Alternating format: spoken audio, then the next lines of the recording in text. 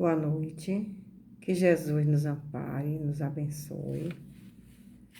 Hoje nós nossa atividade de hoje é do capítulo 50 do livro Ceifa de Luz.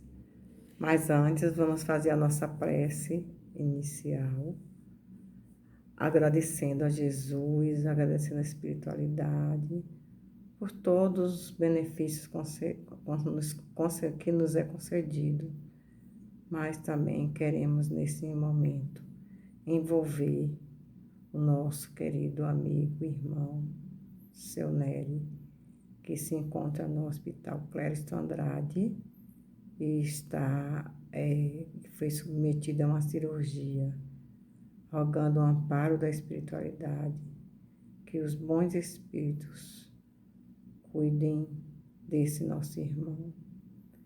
E usando um ensinamento do nosso evangelho de hoje, nós iniciaremos a nossa atividade.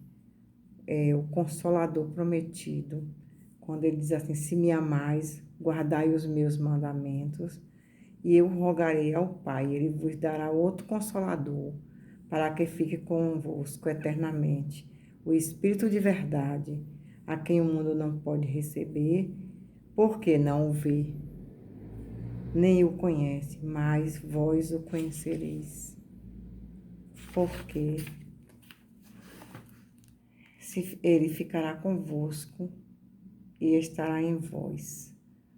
Mas o Consolador, que é o Espírito Santo, a quem o Pai enviará em meu nome, vos ensinará todas as coisas e vos fará lembrar de tudo o que vos tenho dito. João 15, 17 a 26.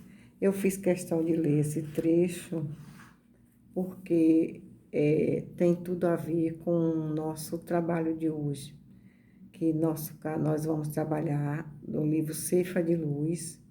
Todos nós conhecemos essa obra, que é do Espírito de Chico Xavier, pelo Espírito Emmanuel. E nós vamos trabalhar hoje o capítulo 50, ante o Divino Semeador. Nós sempre trabalhamos com a parábola do semeador. E quando nós trabalhamos com a parábola do semeador, nós sempre enfocamos os diferentes tipos de terrenos. Mas hoje nós não vamos falar dos terrenos. Nós vamos falar do semeador. Quem é o semeador? Quem é o semeador? E aí nós vamos ver o primeiro ensinamento, onde diz assim: ouvi, eis que saiu o semeador a semear. Jesus, Marcos 4:3. Saiu o semeador. Interessante que ele fala: saiu o semeador. Ele não ficou parado esperando que viesse a florescer as sementes, mas ele saiu a semear. Ele saiu a lançar a sua semente. E a semente que Jesus lançou, Jesus é o semeador da terra. E a humanidade é a lavoura de Deus em suas mãos. Imagine que Deus nos ofereceu esse Espírito, o Espírito mais perfeito, para que a gente pudesse tê-lo como modelo e guia para nos auxiliar na nossa caminhada. Veja quanto nós somos beneficiados, quanto nós temos a agradecer por ter esse ser que veio estar aqui conosco e nunca vai nos deixar a sós, porque ele é o governador espiritual da terra e ele vai estar sempre nos orientando, mesmo que ele está sempre através dos seus mensageiros, dos seus emissários. Ele não nos deixará órfãos em tempo algum. No prefácio do livro Evangelho segundo o Espiritismo, diz assim: os Espíritos do Senhor, por sinal, uma das mensagens que eu mais gosto, que é uma mensagem do Espírito de verdade, da verdade, que segundo os estudiosos, os pesquisadores, falam ser Jesus, o Espírito da verdade.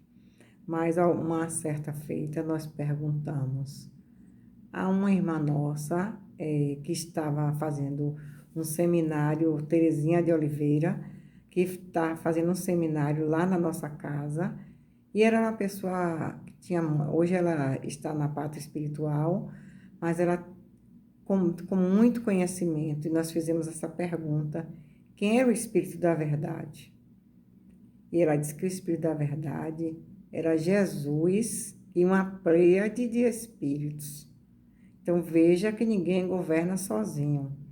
Todos nós precisamos de auxiliares, mesmo que estejamos no comando, mas precisamos de auxiliares. Ninguém trabalha só. Todo trabalho é feito em conjunto, que juntos somos mais fortes. Um feixe de varas é muito mais forte do que apenas uma vara. Uma vara sozinha você pode quebrar, mas você não consegue quebrar um feixe de varas. Então Jesus espalhou por toda a terra espíritos que puderam nos auxiliar, e de tempos em tempos são trazidos para a terra espíritos que vêm ajudar a humanidade.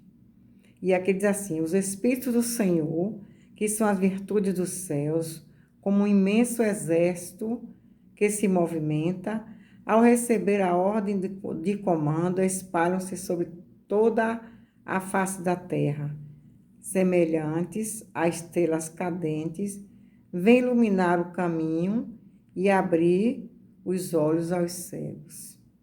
Eu vos digo em verdade que são chegados os tempos em que todas as coisas devem ser restabelecidas no seu verdadeiro sentido para dissipar as trevas, confundir os orgulhosos e glorificar os justos. As grandes vozes dos céus ressoam como o toque de trombeta e os coros dos anjos se reúnem. Homens, nós vos convidamos ao divino concerto. Que vossas mãos tomem a lira, que vossas vozes se unam e num hino sagrado se estendam e vibrem de um extremo do universo ao outro. Homens, irmãos, amados, estamos junto de vós. Amai-vos também uns aos outros e dizei do fundo de vosso coração, fazendo a vontade do Pai que está nos céus. Senhor, Senhor, e podereis entrar no reino dos céus. Então, essa mensagem ela é belíssima e nos dá uma esperança muito grande em saber que nunca estamos sós, mas que estamos sempre assistidos por esses espíritos benfeitores, mas também nós precisamos estar atentos aos seus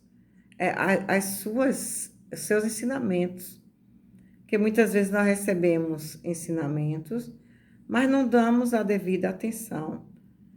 Há muitas formas de se aprender, de se escutar a voz dos espíritos, através dos livros, através das boas leituras, que nós temos uma livraria farta na nossa casa, na CF, nós temos uma livraria farta. Então, através dos livros, das boas obras, nós temos acessibilidade a esses ensinamentos, a estas sementes que esse divino semeador trouxe para nós. Então, veja quanto nós somos beneficiados. É preciso agora que nós busquemos nos movimentar e procurar arar a terra para receber a semente. E aqui diz assim: lembremos-nos da renúncia exigida à semente, chamada à produção, que se destina ao celeiro, para que não venhamos a sucumbir em nossas próprias tarefas. Então, toda a sementeira, a renúncia. Então, a gente precisa observar, quando se lança uma semente, que frutos estão dando, não é? E então, toda semente tem que ser lançada cuidadosamente. Ao lançar uma semente, é preciso primeiro cuidar da terra.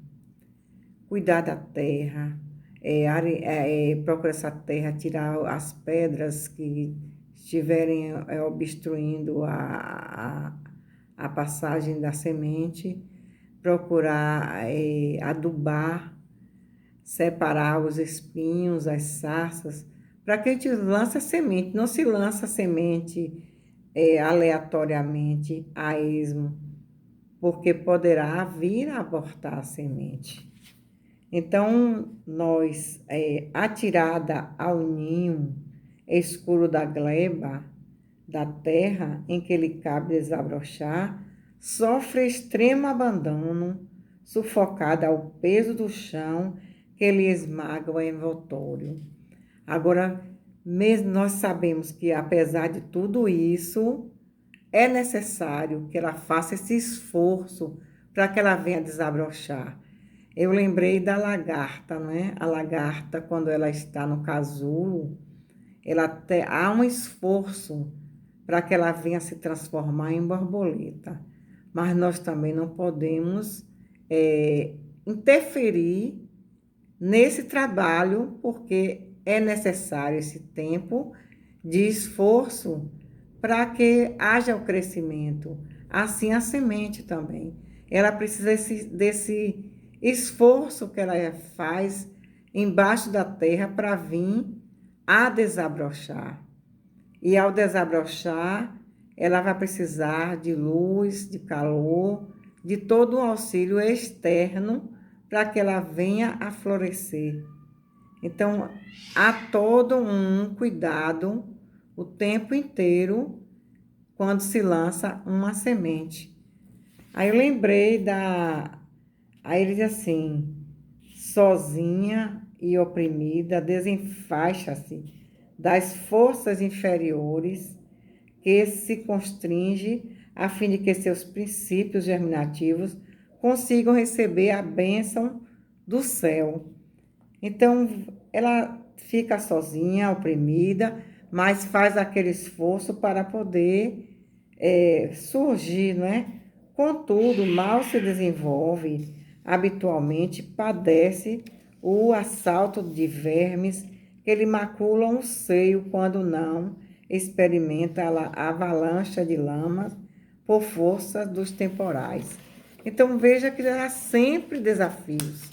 Toda semente sofre desafios, assim como a forma que ela é lançada também precisa de cuidados, não é? Porque se não cuidar, vem uma série de interferências exteriores e pode fazer com que a semente venha a abortar. Ainda assim, a obscura e modesta planta, nascida, crê indistintamente, instintivamente, na sabedoria da natureza que lhe plasmou a existência e cresce para o brilho solar, vestindo-se de frondes tenras e florindo em melodias de perfume e beleza para frutificar mais tarde nos recursos que sustentam a vida. Então, veja que é um esforço necessário. E quando nós estávamos estudando esse texto, nós lembramos de um texto que tem no capítulo 22 do livro Pontos e Contos, do irmão X, Pontos e Contos, do Irmão X. Eu sou fã dessa obra. Essa obra aqui é magnífica. Tem cada texto, cada estudo, cada capítulo maravilhoso. Aí aqui fala no capítulo 22, conta a história de um semeador. E ele conta que era um homem, um cristão inteligente, sincero, de convicções fortes, maneiras francas, não deixar, sempre ele semeava a palavra do Senhor, que a semente é a palavra do Senhor, né? E ele era excelente conversador e saía lançando a semente para todos os lados, né?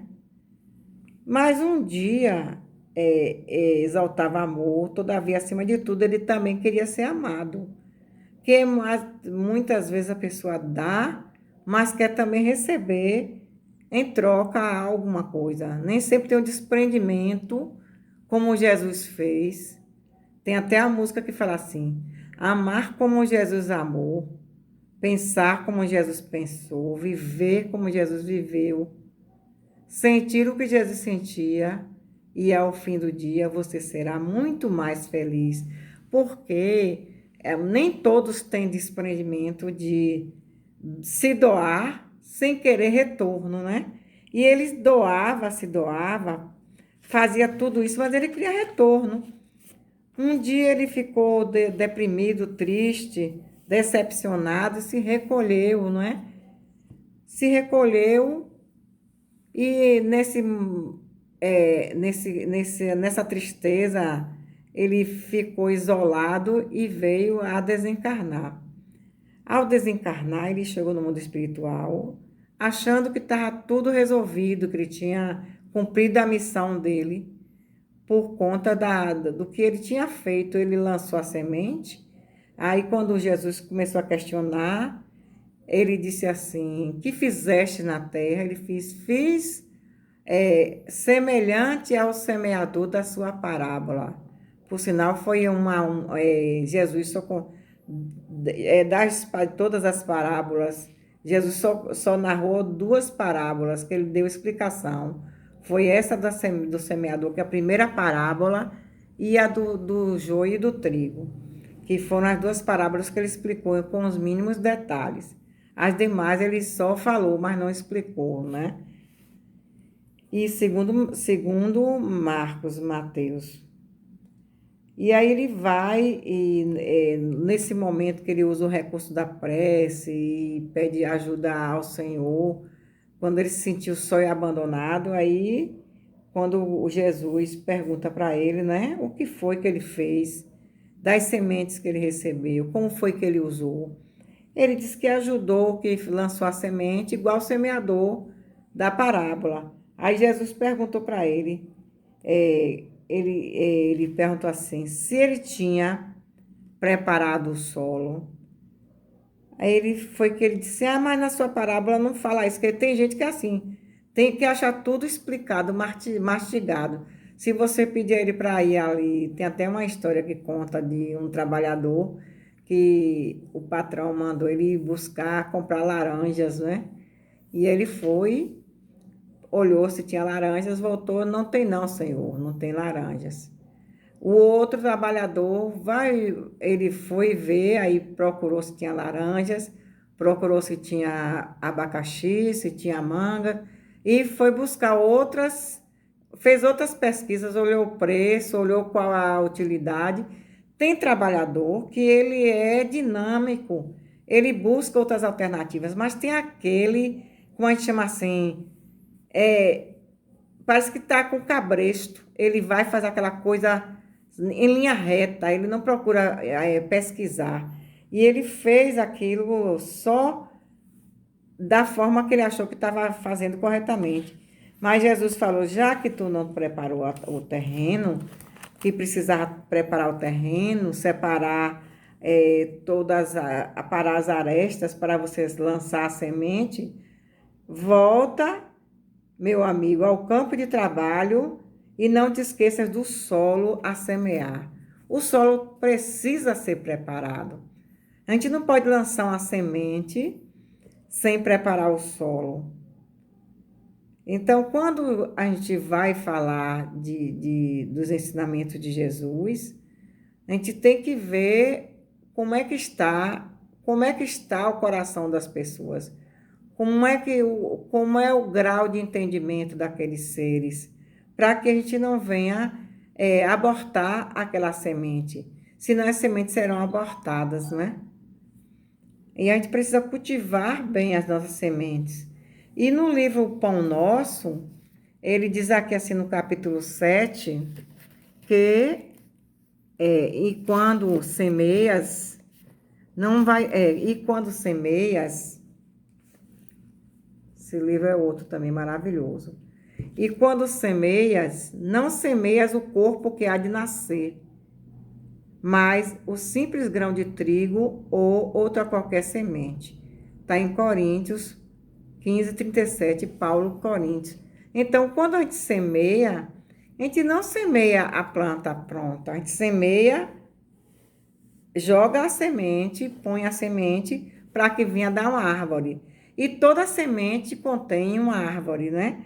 Quando a gente põe uma semente na mão, a gente sabe que naquela semente contém uma árvore.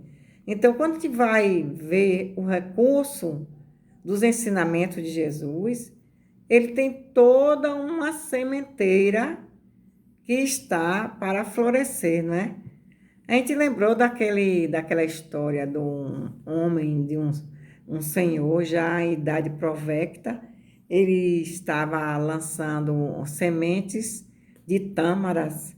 Dizem que quem planta tâmaras não colhe tâmaras. Interessante, né? Não colhe porque tâmaras demora 100 anos para vir frutificar, né? Para vir nascer. Mas diz que hoje já tem alguns recursos que já, através dos recursos de descobertas da ciência, hoje a tâmara já dá com 10 anos. Mas aí perguntaram ao velhinho, aquelas pessoas indiscretas que às vezes falam coisas sem pensar, disse, meu bom velhinho, como você está plantando tâmaras, como você, sabendo que você não vai colher? E ele disse, se eu pensasse como você, nós não tínhamos tâmaras. Então, tem gente que só pensa em si, né? Só pensa em fazer alguma coisa em benefício próprio. Mas se nós pensarmos assim, o que nós deixaríamos para os nossos filhos, para os nossos netos, para os nossos seres que virão, né?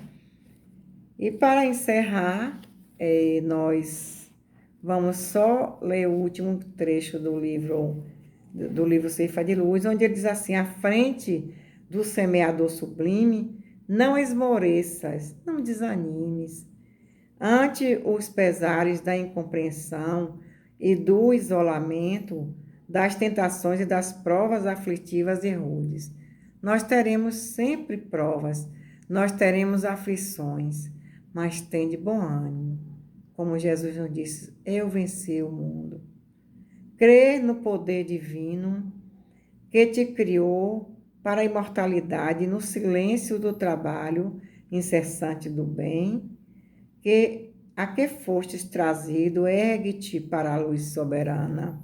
Assim como a semente, né? Ela se ergue para a luz, na certeza de que, por meio da integração, com o amor que nos rege os destinos, chegarás sob a generosa proteção do celeste pomicultor à frutificação da verdadeira felicidade. E lembrando aqui o ensinamento da nossa querida Joana de Ângeles, através de Divaldo Pereira Franco, onde ela diz assim, na vida todos somos semeadores, uns semeiam flores, descobrem belezas, perfumes e frutos, outros semeiam espinhos e se ferem nas suas pontas agudas. Ninguém vive sem semear. Não é verdade? Ninguém vive sem semear, seja bem, seja mal. Felizes são aqueles por onde passam, deixam sementes de amor, de bondade e de afeto. Divaldo Pereira Fá. E assim nós vamos encerrar nossa atividade agradecendo a Jesus, agradecendo a espiritualidade, agradecendo a essa casa que nos acolhe com tanto amor, que nós estamos emocionalmente interligados, os irmãos que estão nesse momento escutando esta live, que Jesus possa nos abençoar, abençoar a todos, e envolvendo mais uma vez o nosso irmão Nery. Deus, nosso Pai, que sois todo poder e bondade, dai a força àquele que passa pela provação, dai a luz àquele que procura a verdade, ponde no coração do homem a compaixão e a caridade. Deus, dai ao viajor estrela guia, ao aflito a consolação, ao doente o repouso. Pai, dai ao culpado arrependimento, ao espírito a verdade, à criança ao guia, ao órfão Pai. Senhor, que a vossa bondade se estenda sobre tudo o que criastes, piedade, Senhor, para aqueles que vos não conhecem, esperança para aqueles que sofrem. Que a vossa bondade permita aos Espíritos Consoladores derramarem por toda parte a paz, a esperança e a fé. Deus, um raio, uma faísca do vosso amor, pode abrasar a terra. Deixai-nos beber nessa fonte de bondade fecunda e infinita. Todas as lágrimas secarão, todas as dores acalmar-se-ão. Um só coração, um só pensamento subirá até vós, como um grito de reconhecimento e de amor. Como Moisés sob a montanha, nós vos esperamos com os braços abertos. Ó poder, ó bondade, ó beleza, ó perfeição. E queremos, de algum modo, merecer a vossa misericórdia.